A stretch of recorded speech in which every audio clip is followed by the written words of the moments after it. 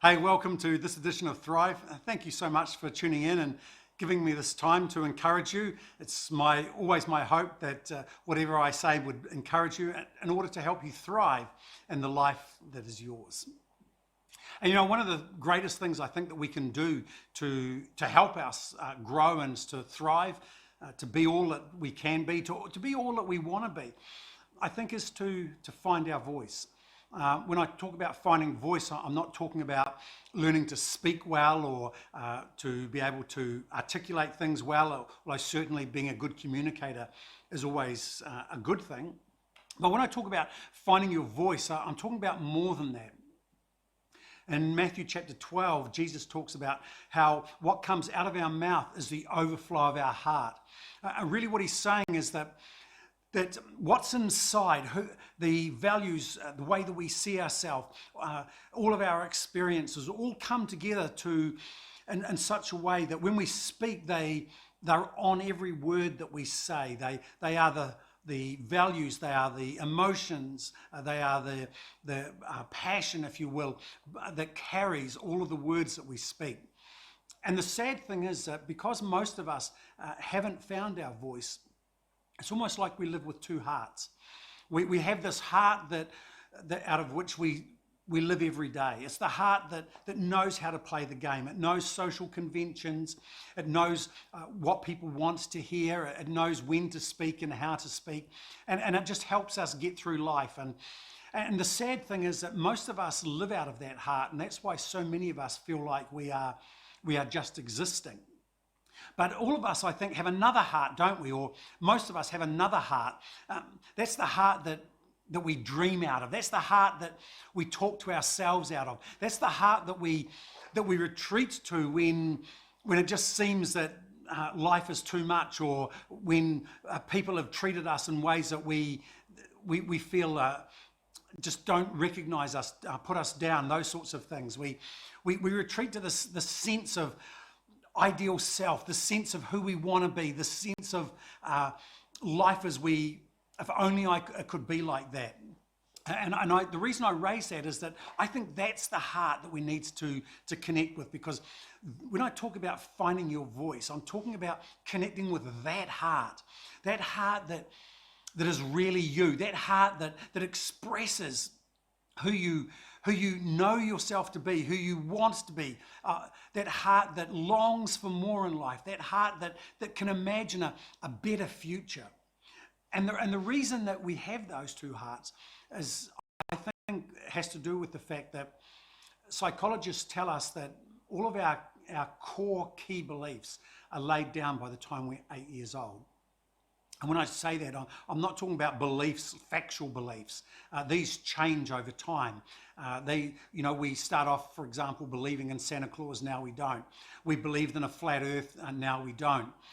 We believe certain things, and as we grow and as we experience life, these things give way to new beliefs, and they change. But our fundamental core beliefs don't change as easily because they're laid down so early on in life, and they're laid down with very strong emotions attached to them.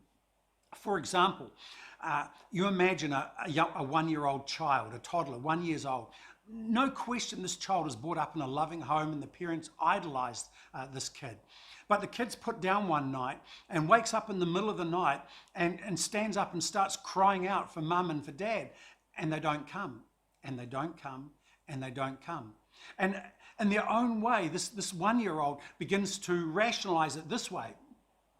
Mum doesn't come because she doesn't love me. Or dad hasn't come because he doesn't care. Or they don't come because I'm unlovable.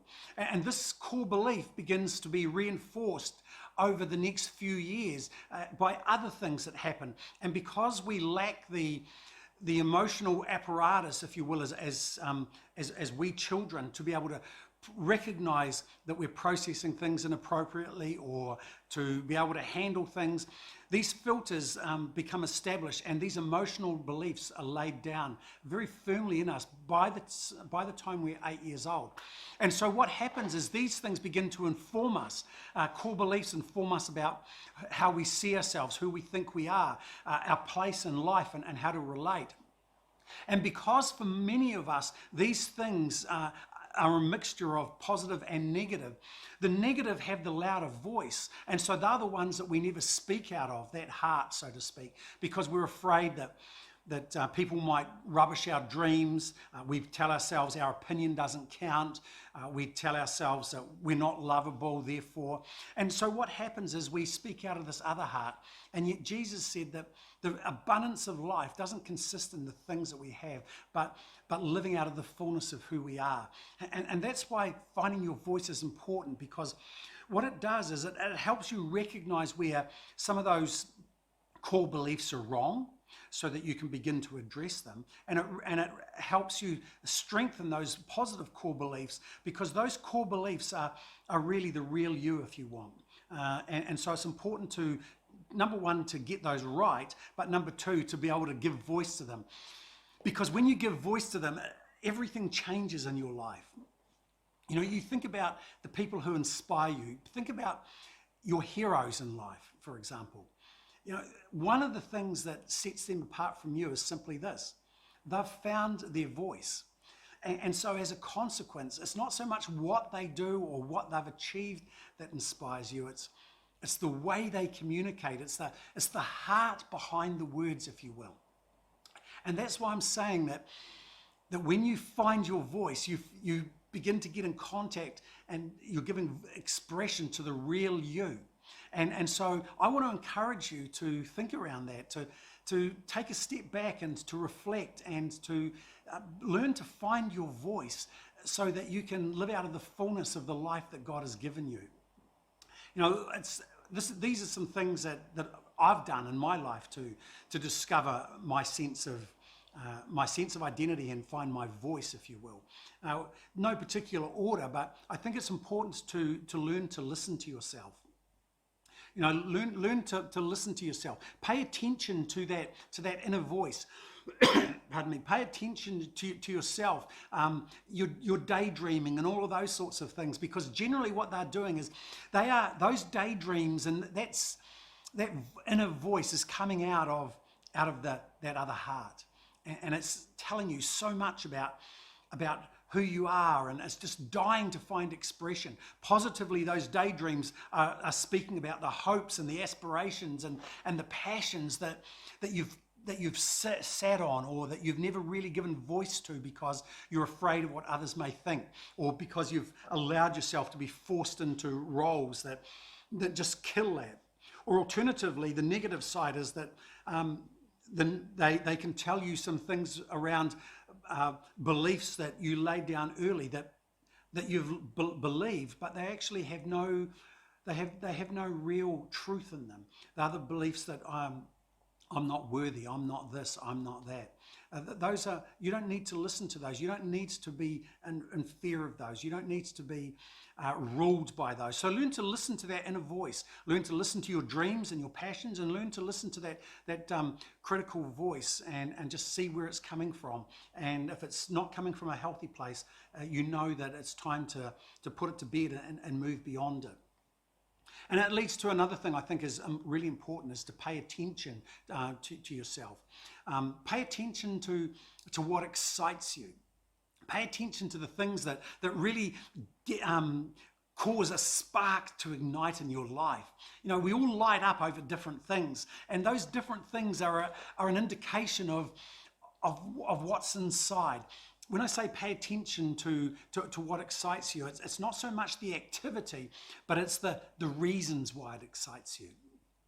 For example, in my life, standing on a stage doesn't excite me in and of itself.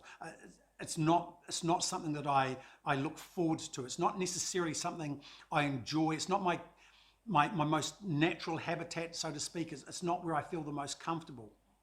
And yet, it excites me for this reason, not because of standing on a stage, but because It gives me the opportunity to give voice to a passion, which is to encourage other people, to build other people up, to help people connect with the fullness of who God is and what that means for their life, and to begin to live out of that. And so I discovered that by simply looking at what is it that excites me and why. And I discovered it's not preaching or public speaking that excites me, it's what I'm communicating that excites me. And so that means that I've changed some of the things that I communicate. It's changed the way that I communicate. It's changing some of the way that I engage and all of those sorts of things. So pay attention to what excites you, and don't just try and replicate the event. Understand the dynamic behind it, because that is what is begging to find voice. I think some of you also, I hinted at this, need to pay attention to your feelings of things like inadequacy, because these are again pointers to core beliefs that needs to be put to bed, that needs to be addressed, because they're holding you back. What's happening is that they are finding their voice, ironically, by you learning to speak out of that other heart I mentioned. So instead of talking out of the real you talk out of the you that you present to other people, the work you, the friend you. It's not you often, because you feel inadequate, you feel not worthy, you feel whatever it is. And so when you have those sorts of feelings, it's an indication there's a core belief that needs to change, because it's holding you back from finding your voice and from giving voice to the real you.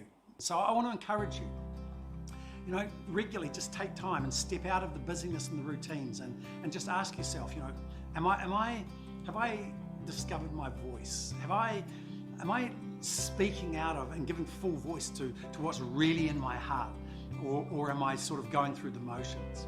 And begin to make changes where you need to make changes. It's a lifelong journey, but trust me, it's an exciting journey. And as you discover your voice, you'll become more at peace with yourself and more at peace with others. So that's my word of encouragement for you. I hope it's helpful. And certainly you can send me questions if you want to go deeper. More than happy to have a one-on-one with you. God bless you. Until next time.